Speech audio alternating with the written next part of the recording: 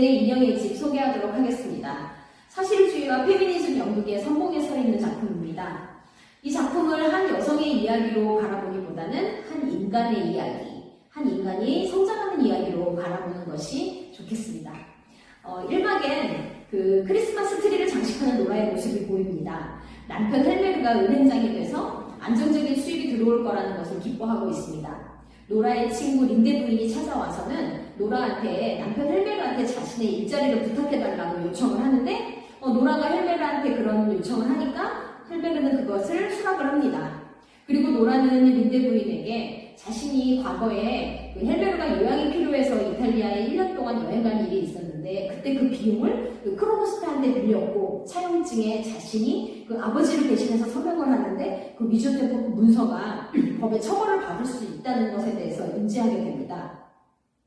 그 모든 것을 알고 있는 크로보스타가 노라를 찾아와서 자신이 그 헬메르의 부하 직원으로 은행에서 일하게 됐는데 자신을 해고하지 않도록 애써달라는 협박 같은 것을 합니다. 크로보스타가 평판이 안 좋아서 이제 해고될 위기에 처해 있었는데 자기를 도와주지 않으면 노라가 과거에 차용증 위조를 한 것에 대해서 폭로하겠다라고 얘기합니다.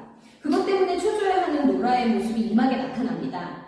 헬메르에게 크로보스타를 해고하지 말아달라고 부탁을 하지만 이미 헬메르는 그를 해고하는 통지서를 보내버린 후였습니다. 그리고 크로보스타는 해고가 됐고요. 노라의 문서 위조에 관한 내용을 담은 편지를 써가지고 와서는 노라한테 자신을 더 높은 자리로 복직시켜주는데 도와주지 않으면 이 편지를 헬메르가 보게 할 거다. 그러고는 노라의 우편함에 놓고 갑니다. 그리고 나서는 노라는 타란텔라 춤을 정신없이 추는데 남편이 우편함을 뜯어보지 못하도록 시간을 끌기 위한 그런 제스처로 연출됩니다. 3막이 되면 크로보스타가 다시 찾아와서 린데 부인을 만나는데요. 린데 부인과 크로보스타는 과거에도 인연이 있었는데 둘이 이제 재혼을 하기로 합니다. 그걸로 인해서 크로보스타가 마음이 누그러지거든요.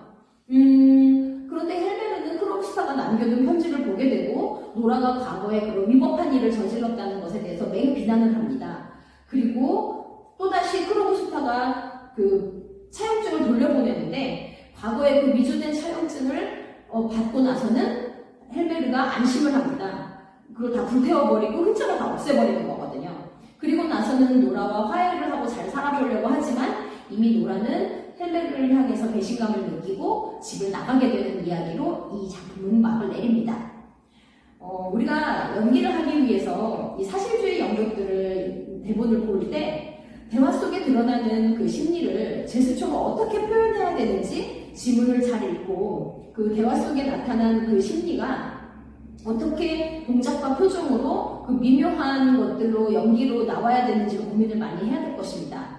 예를 들면 헬메르가 노라를 집안의 종달새나 인형으로 여기는 그의 생각이 어떠한 제스처로 드러날까 생각해보면 그는 노라의 몸에 손을 대고 가까이 가려고 하면서 작은 인형과도 같이 종달새와도 같이 다루려고 하는 그의 어떤 몸짓이 보여져야 될 것입니다.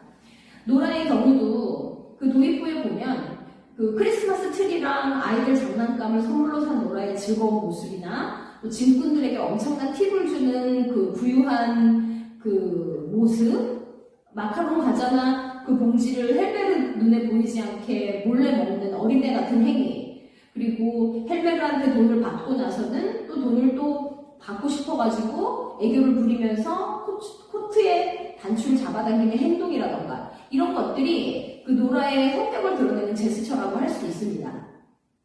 1막에 보면 노라는 헬메르 앞에서 마냥 귀엽고 사랑스럽고 세상 물정 모르고 돈을 물 쓰듯이 하는 아내의 모습으로 보여집니다. 인형 같은 외모에 유아 같은 행동들. 그렇지만 1막에서 3막까지 성격의 변화가 역동적인 모습으로 보여지는 인물이 또 노라거든요. 한 인물이 갖는 다면적인 모습이 다 표출돼야 되는 인물입니다.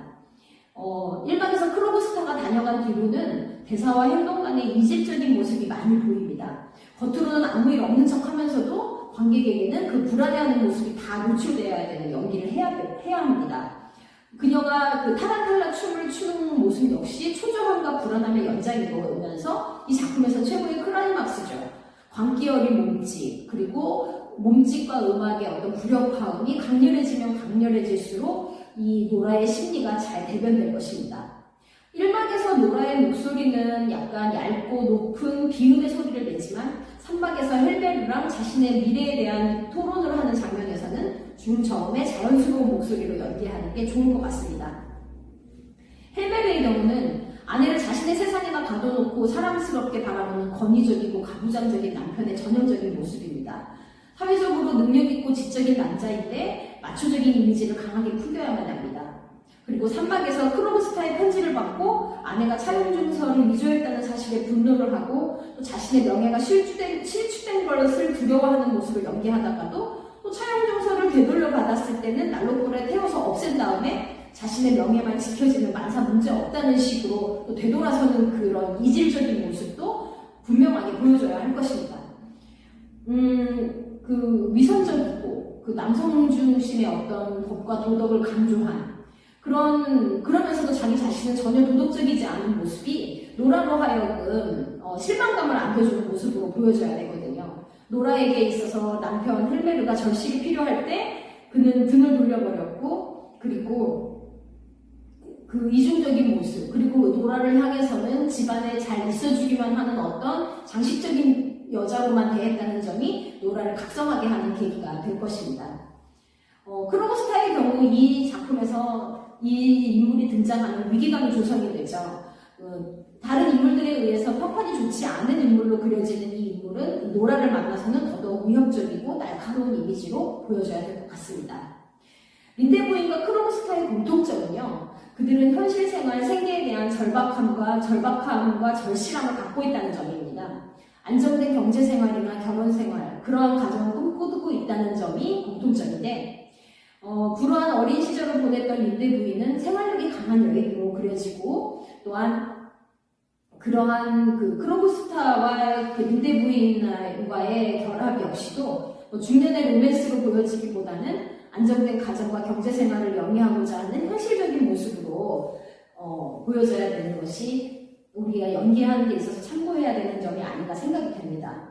대략 이 작품을 훑어봤는데요. 사실주의 작품에서는 사실 연기를 위한 많은 단서들이 제공되어 있습니다. 대본을 꼼꼼히 읽고 그 안에 있는 어떤 창의적인 표현들을 발굴하는 데 도움이 되시기 바랍니다. 감사합니다.